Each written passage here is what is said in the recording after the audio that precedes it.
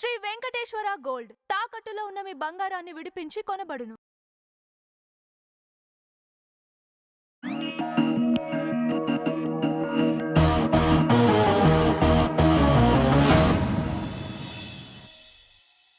అంటే అది business tricks, strategies అవన్నీ. అటువంటి మనం చాలా చూస్తాం. కేజీ సేల్ ఆఫర్స్ మనం చాలా చూస్తాం అన్నమాట. అది వాళ్ళు దేనికోసం పెడుతున్నారు? కస్టమర్స్ ని అట్రాక్ట్ చేయడం కోసం, ఎక్కువ బిల్లింగ్ చేయించుకోవడం కోసము. వాడు ఫ్రీగా ఇవ్వడం కదా, అందరి మీద వాడు ప్రాఫిట్ అయితే వాడు తీసేసుకొని ఎవరికో ఒకరికి మాత్రమే ఇస్తారు కదా. అది బిజినెస్, వ్యాపారం. కానీ ఇక్కడ ఇతను చెప్పే వాక్యం మీద అసలు నా వాక్యం ఎవరు వింటారు, ఇంకా వినేటట్టు లేరు, కనీసం ఈ విధంగా ఆయన స్కీమ్స్ పెడదామని స్టేజ్కి దిగజారి ఇది బిజినెస్ చర్చికి వచ్చే వాళ్ళతో లక్కీ డ్రాలతో మొబైల్ గెలుచుకునే బిజినెస్ కాదు కదా. వీళ్ళు పరలోకం అండి, సత్యం తెలుసుకుంటున్నారు, సువార్త పరిచయం అంటున్నారు. కానీ ఇది కేవలం ఇది స్టార్టింగ్ బిగినింగ్ మాత్రమే. ఇటువంటి కూడా మీరు భవిష్యత్తులో ఎన్నోసార్లు వినబోతారు, వింటారు, ఇంకా ఏంటంటే ఆఫర్లు కూడా పెడతారు చూడండి కావాలంటే. ఎందుకంటే ఈ వాళ్ళ అతను పెట్టే ఒక కారణం కూడా ఉంది. ఇప్పుడు హైదరాబాద్ సిటీలో చర్చిలలో ఊర్లలో ఎలా తీసుకెళ్తారు? మా యేసు నమ్మితేనే పరలోకము, మీకు కుటుంబ సమస్యలన్నీ పోతాయి, మీకు రోగాలన్నీ పోతాయి, మీకు స్వస్థతలు జరుగుతాయి, దయ్యాల నుంచి విముక్తులు అవుతారు. ఇవన్నీ ఇక్కడ నమ్మరు కదా, ఇక్కడ ఎడ్యుకేటెడ్ కదా. సో ఇతను వేరే మార్గాన్ని ఎంచుకున్నారు.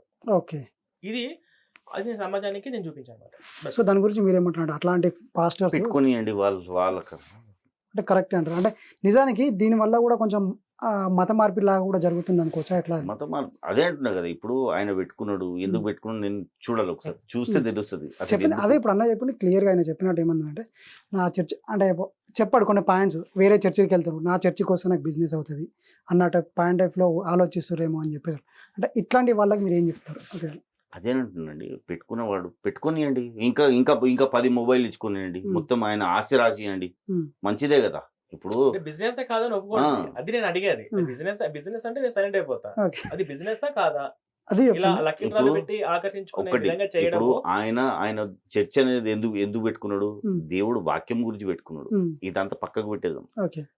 ఆయన చెప్పే వాక్యంలో దమ్ముందా? ఆయన చెప్పే వాక్యంలో నిజమైన వాక్యం చెప్తున్నాడా?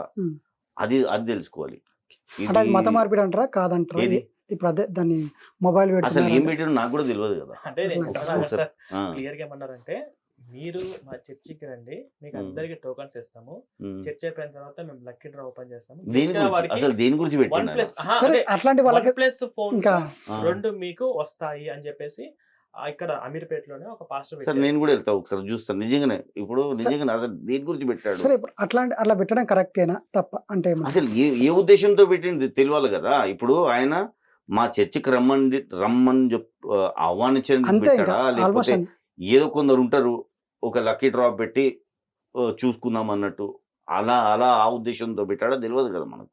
ఒకసారి చూస్తే తెలుస్తుంది అసలు వాళ్ళ ఉద్దేశం ఏంటిది. అసలు నువ్వు వాక్యం చెప్పడానికి ఫోన్ పెట్టినావా, లేకపోతే నా మతం ఒక్కటండి. ఇప్పుడు అంటే అట్లాంటివి చూసరికి ఏమవుతుంది అంటే, మొబైల్ వస్తుంది అని చెప్పి 10 మంది వచ్చే కాడ 20 మంది వస్తారు. 20 మంది వచ్చినప్పుడు ఏమైందంటే చందా ఇంకా ఎక్కువ పడవచ్చు. అంటే ఈ విధంగా వాక్యంలో ఏముంది అది తెలుసుకోవాలి. అసలు నువ్వు వాక్యం చెప్పడానికి పిలుస్తున్నావా, లేదా మొబైల్ ప్రమోషన్ చేస్తున్నావు, అది తెలుసుకోవాలి కదా. అసలు నువ్వు మొబైల్ ప్రమోషన్ ఎందుకు పెట్టాలి? అవసరం లేదు. ఇప్పుడు చాలా మంది ఆన్సర్ వచ్చేసిందండి, వ్యతిరేకించారు. అదే దానికోసమే అడిగాను. అవసరం లేదు, ఎందుకంటే మొబైల్ ఎందుకు పెట్టాలి నువ్వు? ఇప్పుడు చాలా మంది కొందరు పెట్టారండి, అన్నదానం పెడతారు. నేను మనోర్ టాకీస్ అక్కడ ఒక అతను రూపాయికే భోజనం పెడతాడండి, రూపాయికే అందరు పేదవాళ్ళు కడుపు నిస్తాడు. ఆయన కన్నా గొప్ప వాళ్ళు వీళ్ళు గారు. ఎందుకంటే ఆయనకున్న మనసు రూపాయికే భోజనం కడుపు నిండా మధ్యాహ్నం పూట పెడుతున్నాడు. వాళ్ళని చూసి వీళ్ళు నేర్చుకోవాలి. ఈ అన్నదానం చేస్తా అని చెప్పి ఏదైతే డబ్బులు గుంచుతారో ఆయన చూసి వీళ్ళు నేర్చుకోవాలి. ఆయన సొంత డబ్బులతో రూపాయి భోజనం పెడుతున్నాడు. సో మొత్తానికి అయితే దాన్ని మాత్రం మీరు సమర్థిస్తలేరు, తప్పే అని చెప్పేసి అంటున్నారు. సమర్థించను ఎందుకు? అసలు ఆయన ఉద్దేశం ఏంది?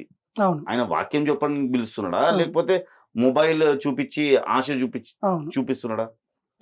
వాక్యం చెప్పు, మొబైల్ అవసరం లేదు, అంతే కదండి. అంతే. ఆశ చూపించి నేను వాక్యం చెప్పకుండా నువ్వు నీ వాక్యం అసలు నువ్వు ఏం ప్రూవ్ చేద్దామని చెప్పి మనుషుల్ని పిలుస్తున్నావు, ఆకర్షిస్తున్నావు. అవసరం లేదు.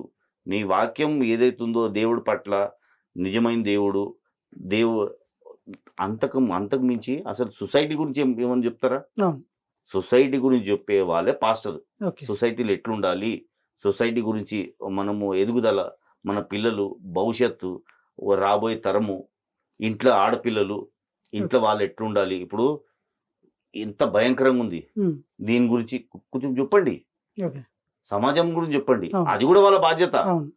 కేవలం దేవుడి గురించే కాదు, సమాజంలో ఎట్లా బతకాలి, సమాజం అంటే ఏంది, ఎంత భయంకరంగా ఉంది. ఆ మనము ఉదయం ఇంటి నుంచి బయటికి పోతే తిరిగి వస్తామా లేదా, అవును. దాని గురించి చెప్పండి. అవును.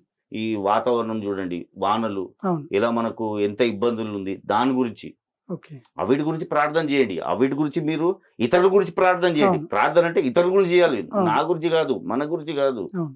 ఇతరుల మనసులు బాగుపడాలి, వాళ్ళు మనల్ని ద్వేషించకుండా వాళ్ళు మనల్ని ప్రేమించాలి అనే విధంగా ప్రార్థన చేయాలి. ఓకే. అది పాస్టర్ గుణాలు అట్లుండాలి.